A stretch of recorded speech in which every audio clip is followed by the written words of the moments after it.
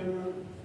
satin da ya gabata na yi hudu ba bisa kan likitoci na gayi illoli da matsaloli da kuma ladabba wanda ya dace likitoci su kwanta da su. Sai wani ɗalibi cikin ɗaliban da suke karatun likitanci ya ce mani wallahi inda na san abubuwan da suke faruwa da sai na bi tsanantawa biye da haka. Ya ce shi karatun likita yake kuma shekara ta ƙarshe yake. Ya ce ya iyayen shi su bar shi su yi aure sai kiya sun ce sai ya gama karatu. Ya ce inda sun san irin hatsarin da suke ciki da ba su hana shi ba. Ya ce ya rantse da Allah samari masu karatun likitanci abokan shi yana shi suna cewa su ba su da ma ranar yin aure domin saboda suna samun damar biyan sha'awarsu daga aikin likitancin. Ya ce suna bayanin cewa su aure kawai sai ba su ma san ranar yin shi ba. Ya ce da samari da ɗan mata waɗanda suke karatun likitanci ya ce wallahi tallahi suna aikata fasikanci. Ya ce kai su ana tura su tashi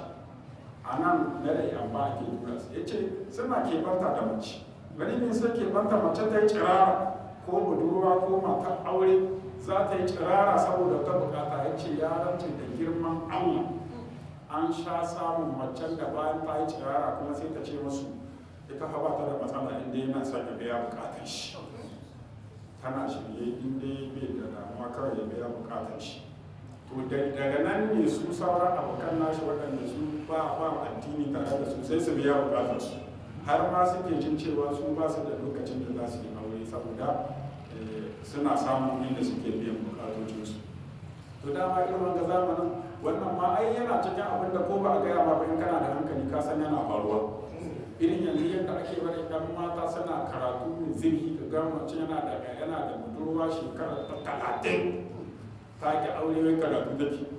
sai ka ce ita ta labihiya ce ko kuma wai karatu take shekara ta 30 amma sai an ce ma ko kuma ka ga budurwa wai saboda dai ubanta wanda ya haƙe ta wani malam zumuni haka zai tura ta taje wai likita take karatu za ta je likita ta kwana tare da kattai can likita a wai shi ya yi staji ne ta kai ne staji ne wace kai ta budurwa balagagga wanda matakin balaga ta ma wuce jikin ta kullum cikin matsa mata yake sannan ta je ta kwanta tare da kattai an ka ce daidai